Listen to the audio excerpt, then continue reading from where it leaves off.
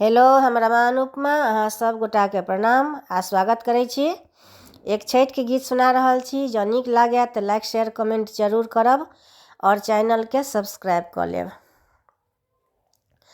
छठी मैया के ऊँची रे अटरिया, ओह पर चढ़लो ने जाय, ओह पर चढ़लो ने जाय। छठी मैया के ऊँची रे अटरिया,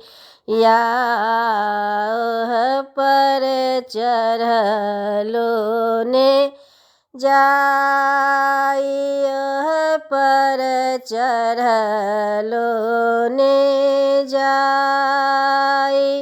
लीन कवन देव कुदरिया,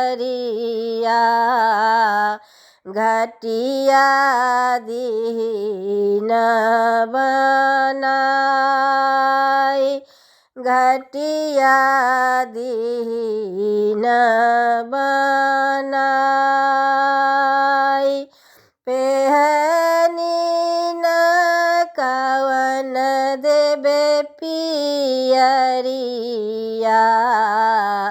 चली अर्घ दियाय, चली अर्घ दियाय।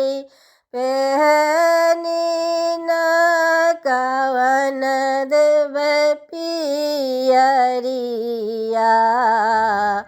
चली अर्घ दियाय, चली अर्घ दियाय।